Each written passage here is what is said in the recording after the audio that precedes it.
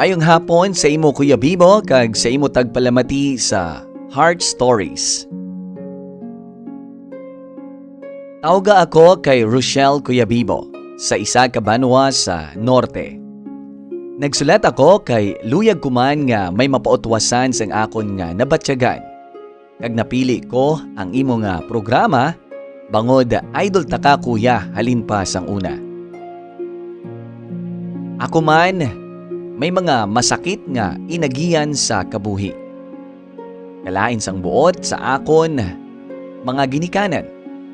Kag pagtalikod sang lalaki nga akon ginapalangga sang lubos.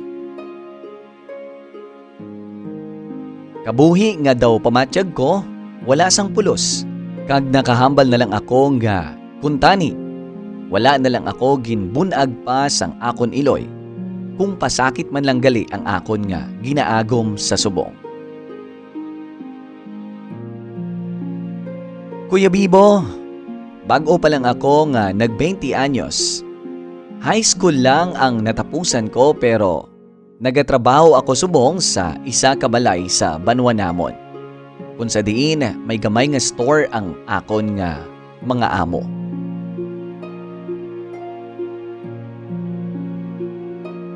Ako na bali ang nagtaguyod sa akon kaugalingon. Umpisa nga nagbulagay ang akon ginikanan. 10 anyos pa lang ako sadto. Kay man, sang nag-obra ang akon amay sa Manila, nakapabusong to siya kag ginpili niya ang iya bag-o nga pamilya.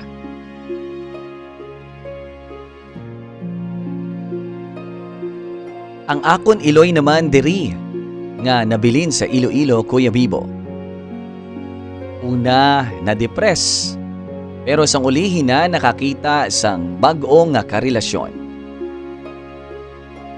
Kagsang nagbusong na si Mama, ginpili niya nga mag-upod sa lalaki. Kaginbilin niya ako sa iya nga utod. Hindi abi magpasugot ang bag-o nga karelasyon sang akon iloy, Kuya Bibo. Nga dalon ako. Gani, nangabuhi na sila sa syudad nga wala ako. Kay taga dira sa syudad kag dira nagatrabaho ang lalaki nga bago niya nga karelasyon, kuya. Ang akon tiya naman nga ginbilinan sa akon, balo na ina pero may 3 ka mga magagmay pa sa akon nga mga kabataan. Gani, wala niya ako na tutukan kag bangod nga pigado man ang ilang nga pangabuhi. Daw nabudlayan gid sila nga nagdugang pa ako sa iya nga salaguron. Pero dako ang pasalamat ko sa akon tiya, Kuya Bibo. Kay maski paano, ginbaton niya ako sang ginbilin ako ni Mama. Nagantos lang ako sang masobra 1 ka tuig sa poder sang akon nga tiya.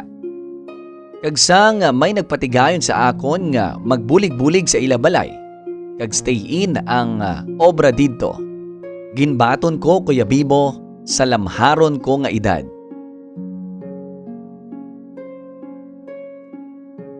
Abi mo, Kuya Bibo, sa matagadlaw-adlaw nga tanan. Ginakaluuyan ko ang akon kaugalingon sa akon nadangtan. Nga ginpabayaan ako ya sang akon mga ginikanan.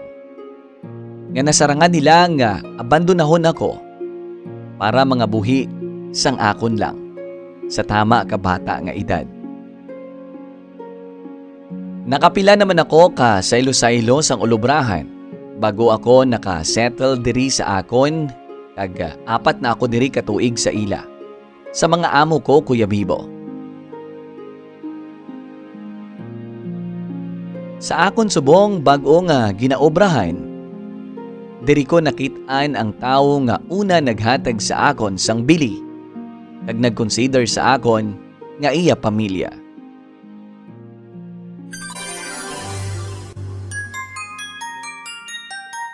You're listening on Heart Stories, a music and heart billionaire. Subscribe now.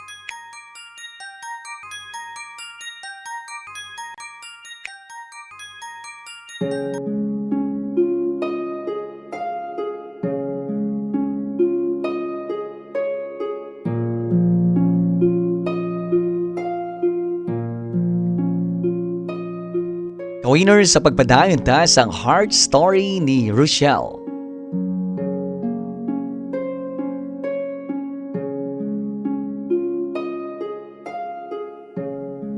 Kuya Bibo, sugod nga nagsulod ako diri sa balay sang amo ko sa Subong.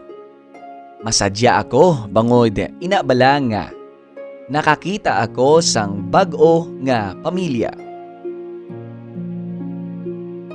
Daw kabataan na lang abi ang pagkabig sa mga amo namon sa amon nga mga tinawon nila. Balan mo Kuya Bibo, wala sa mga bata ang mag-asawa nga ini nga amo. Gani, sa ila gamay nga negosyo ang ila nga atensyon. Luwas sa akon, may duha pa ka mga babayi kag duha man ka mga lalaki ako nga kaupod diri sa balay.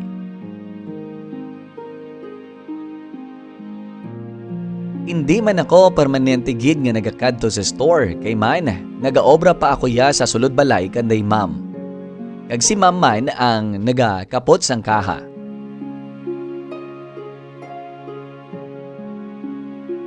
Mga masobra isa na katuig ako sadto nga nagaobra sang gulpiyada lang nga nag-abot ang hinablos nga lalaki sang akon amo nga lalaki.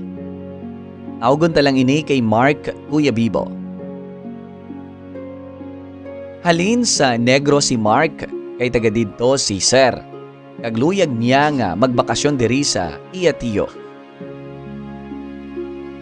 Si Mark magulang lang sa akon sang 3 years. Kag bangod nga sugod pa lang sang summer vacation sadto. Okay gid nga magbakasyon diri si Mark kay wala pa man sila sang klase.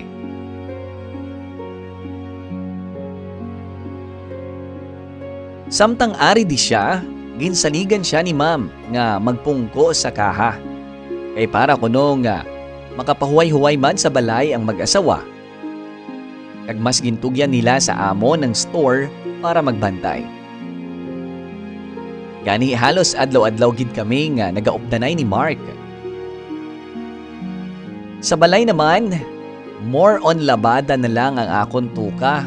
Gani, pagkatapos ko pang laba, diretso sina ako sa store dayon para makabulig didto.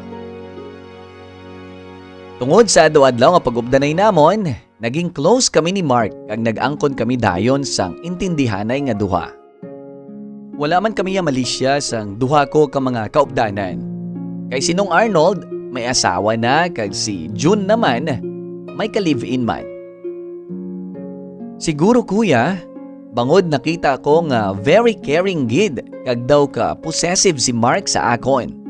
Nagustuhan ko ini. Siguro tungod permi ako nagapangita sang pagpalangga. Bangod ginabandona gani ako sang akon mga ginikanan. Si Mark na ang mahambal ko nga katigayunan sang ginahandom ko nga pamilya. Nakita ko sa lalaki nga ini ang akon buwas damlag.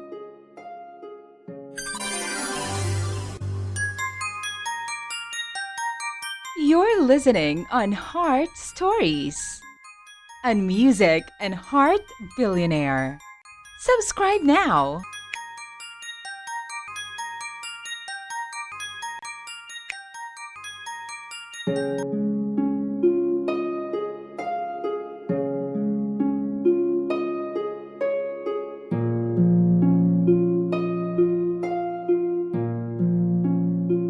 Balik diri sa Heart Stories kag sa pagpadayon ta sang istorya ni Rochelle.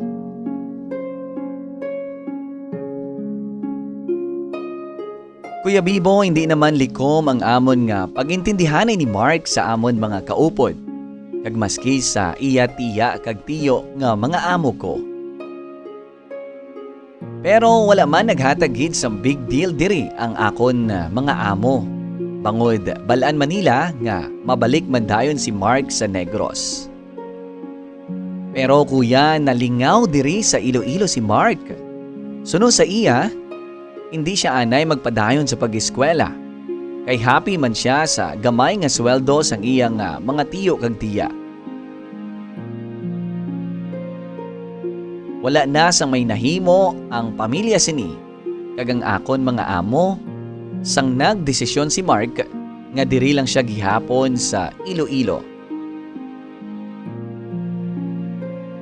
Ako naman niya, very happy gid, Kuya Bibo. Kaysa penser ko, basi magtuloy-tuloy na, kag diri na lang sa amon si Mark.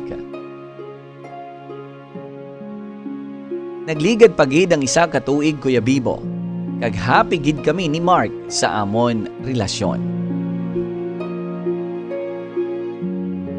Kay stay in ako sa balay kanday ma'am, kag ara man dira nagatulog si Mark. Siyempre, pagpauli namon halin sa trabaho, madamo gid nga beses nga pwede kami magkawat-kawat ni Mark nga may matabo sa amon. Sama-sami, ako permi ang ginapasaylo niya sa iyang kwarto para didto magtulog. Patago, syempre Kuya Bibo. Pero siguro nakahibalo man sini kanday ma'am, pero wala man sila nagmuno o nagistorya sa akon.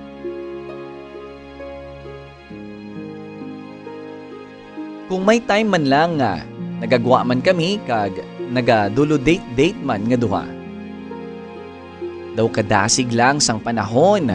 Pero para sa akon, kay Mark na nagalibot ang akon kabuhi sadto.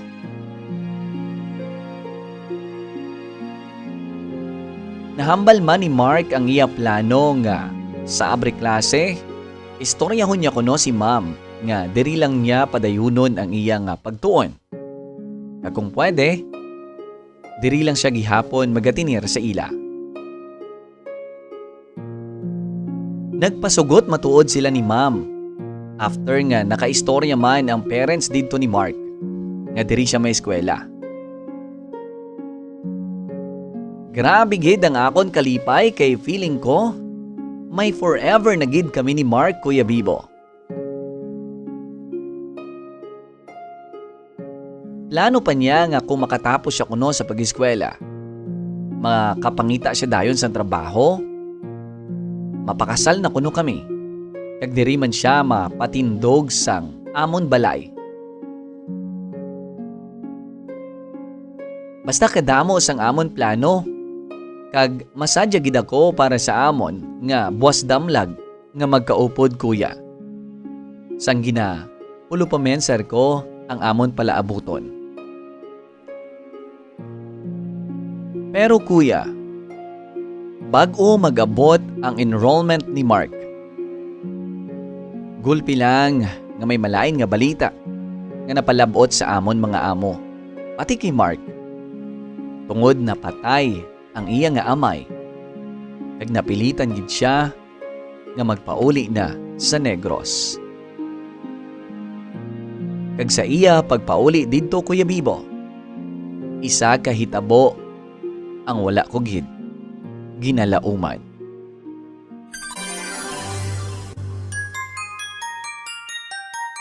You're listening on Heart Stories, and Music and Heart Billionaire. Subscribe now.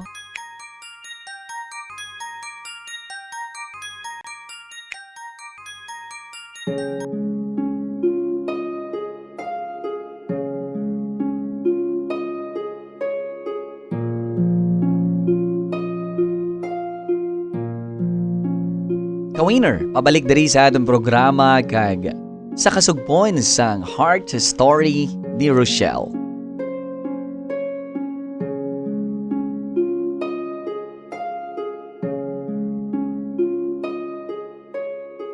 Kuya Bibo bangod sa iya tuman nga kasubo, kag sobra nga paghinulsol, nawala siya sa luyo sang iya amay bago ini napatay. Grabe gid ang kasakit nga iya nabatyagan. Kag samtang ara siya sa Negros, kuya, hindi ko maintindihan ang ginabatyag ko. Kung nga daw ginakulbaan ako. Kag grabe nga kahidlaw ang akon nga nabatyagan sa iya. Permi man kami nagatawganay ni Mark, pero natingala gid ako, Kuya Bibo. kung nga daw wala niya ako ginapaistorya sa iya pamilya didto. Nahambal ko man sa iya nga luyag kumantani magpabutyag sang akon nga kasubo sa iya iloy, bisan paagi lang sa tawag. Pero daw wala niya ini ginhatagan sa tiyempo. Kuya Bibo, hasta nga wala ako naglaom na may nagakatabo na gali sa iya dito. Nagbalikanay sila sang iya nga ex-girlfriend. Ang babae gali ang rason sang iya golpiyada nga pagkadto diri sa iya tiyo sa Iloilo sang una.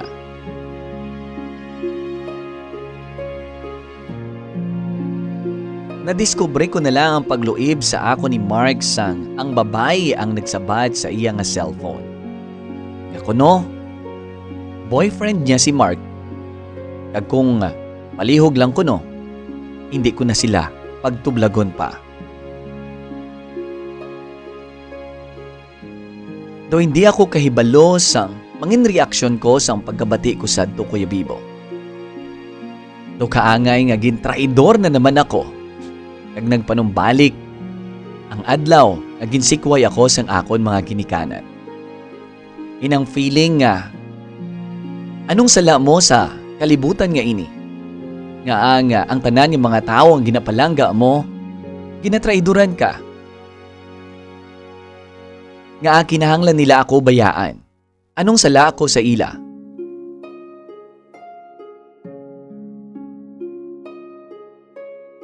Sa adlaw man mismo nga ato, ginprangka ko si Mark, Kuya Bibo. Kaginsugid niya sa ako na ang tanan-tanan. Kag nagprangka man siya nga sang nakita niya kuno liwat ang iya nga ex. Nagpanumbalik man ang iya nga pagpalangga, kag napatawad niya naman kuno ang mga kasalanan sinisadto. Kasakit lang sa balatyagon, Kuya Bibo, bangod feeling ko, hindi lang boyfriend ang nadula sa akon, kundi isa ka pamilya. Nga nabuhat ini ni Mark sa akon. Hindi ko gid man bala deserve nga higugmaon, bangod katulad lang sang akon mga ginikanan. Madali lang para kay Mark nga talikdan ako. Di ako nagkulang, Kuya Bibo. Kag ano ang sala ko nga nahimo nila ini sa akon. Way na ako nakapugong pa, Kuya Bibo, ginsinggitan ko si Mark kagin bantaan nga surungon ko ini sa Negros. Ang kagustuhan ko gid nga ipakigbato ang akon nga gugma sa iya. Siyempre, Kuya, hindi lang oras, hindi lang pagigugma ang nahatag ko sa iya, kundi ang tanan-tanan sa akon. Natugyan ko naman ang kaugalingon ko sa iya. Hindi lang kaisa ka beses, kundi sa madamo nga tinion. Pero Kuya, wala ini natabo ang akon mga plano. Bangod sang kasagsagan sang pandemic. Bisan man og 2 years na nga ara siya sa malayo, pero palangga ko man siya gihapon, Kuya Bibo. Nagalaom pa ako kung tani nga kung magpakituoy ako sa iya, basi batunon niya pa man ako. Grabe kasakit ang nabatyag niya sang gintonto siya sang iyang ex-girlfriend sadto. Nga binalikan niya, nga ako ang nagapalangga sa iya sang lubos subong, ang gintalikdan niya. Kuya, amo inang dako nga problema ko subong. Kay do hindi ko ma-let go na lang ang tanan-tanan sa amon nga nagkalatabo ni Mark. Basi pa lang magbago ang pensar niya, Kuya Bibo. Pero may lauman pa bala ako sa iya. Willing ako nga tagaan siya sang isa pa ka chance. Kag nagalaom ako nga siya amuman sa amon relasyon. Pero Kuya, ano gid bala ang nagakadapat kong obrahon? Kay kun ako lang, kag sundon ko ang balatyagon ko kag ang pensar ko, gusto ko gid magkadto dito para athagon niya sa akon ang tanan-tanan. Kabay Kuya nga matagaan mo man sang oras ang akon nga sulat, kag mahatagan mo sang kasanagan ang akon nga pensar. Ang tagpadala, Rochelle.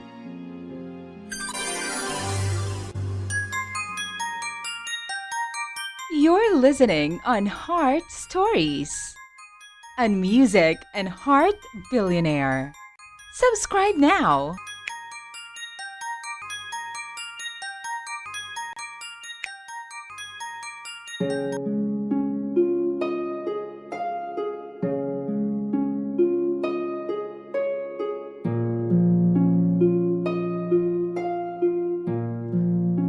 Ka-winner, welcome back sa aton nga program Heart Stories. And syempre, ari na naman kita sa thoughts ni Bibo sa aton sining problema sa letter sender nga si Rochelle. But before that, kung kamo man ka-winner may ara sa mga heart stories nga gusto nyo i-share kagidangop sa aton sining programa diri sa Win Radio, pwede nyo gini na i-email sa dearheart1079@gmail.com. Again, dearheart1079@gmail.com. O pwede man through Messenger. I-message lang sa Bibo Guapito, BIBOGUAPITO. And that is my official Facebook page. Alright, ka-winner. Para na sa matugda ta sa sulat ni Rochelle. May mga kamatuoran nga kinahanglan naton batunon kag kinahanglan ta akseptaron, Rochelle. Maski makasakit pa ini sang todo-todo sa aton nga balatyagon. Sa tuod, hindi ordinary ang imo sining nga inagyan. Masubo, mabudlay, masakit nga paminsaron. Nga kung panumdumon mo tama ka unfair sang kapalaran sa imo. Pero ako, Rochelle, nag-aapati nga may mga rason initanan nga natabo ini sa imo. Despite sang mapait mo nga nangin kapalaran, I know God has a better plan for you. Hindi ka lang madulaan sa paglaom. And most especially, sa pagtuo sa aton Ginoo. Ihatag niya ang tanan nga ginadangop mo sa iya. Believe me. Ako personally can testify God's greatness and miracles. Kadamo na sa akong kabuhi personally. And in times nga feeling ta wala na kita kapitan, kay inaabala nga daw gintalikdan na kita sang tanan, kaangay sang natabo sa imo. Ara siya nga nagaubay sa imo, wala iya kaging pabayan. Maabot gid ang adlaw nga iga-reward niya ikaw sang imo mga sakripisyo kag pasakit sa kabuhi. We all have the battles. Tagsa-tagsa sa aton. Lain-lain lang ang kabugaton, pero with Him, we can survive all these pains and heartaches and struggles nga ginatubang ta samtang nagakabuhi kita sa sining kalibutan. Ako, grabe ang respeto kag saludo ko sa imo. Sa imo nga kabakod, sa kaangay mo nga ginaagyan ini, nga ginpilit nga mangin mabakod para malampasan kag matubang ang mga kabudlay sa kabuhi. Sa natabo naman sa inyo ni Mark, hindi ka na magpahigot sa sitwasyon nga nagapabugat lang sa imo buot kag kabuhi sa subong. Rochelle, 2 years. Duha ka tuig nga wala na siya nagbalik o kung nagpabatyag man lang sa imo. For me, isa na ini kadako nga manifestation o sabat sa imo nga pamangkutanon nga kung may asahan ka pa sa iya. What do you think is the answer? Besides, nagprangka naman siya nga hindi ikaw ang ginpili niya. Rochelle, time for you to let go. Oras na para tagaan mo naman sang bili ang self mo. Hindi mo sala nga hindi ikaw ang ginpili niya. Hindi mo na mabalik ang mga nangin investments mo para sa sala nga tawo nga ini. Patawaran ang kaugalingon mo and start fixing your life again Bangon ka, Rochelle. And don't waste your time expecting sa butang nga. Sa pagtanaw ko, wala na sang katumanan pa. Pero apisar sa mga kapaslawan kag mga inagihan mo sa kabuhi, kabay pa nga, hindi mo ini pagsukuan. A promising life is there waiting sa perfect time nga ihatag sa imo sang makaako. Patiently wait for it. God is good all the time to reward you. Ikaw pa, nga deserve mo gid nga mangin happy like anyone else sa aton. Sa katapusan, Rochelle, kabay nga ang healing mapasaimo. And may He will grant all your prayers and heart desires in life. Start fresh. Enjoy life, Rochelle. Brought to you by Music and Heart Billionaire. Don't forget to like and subscribe.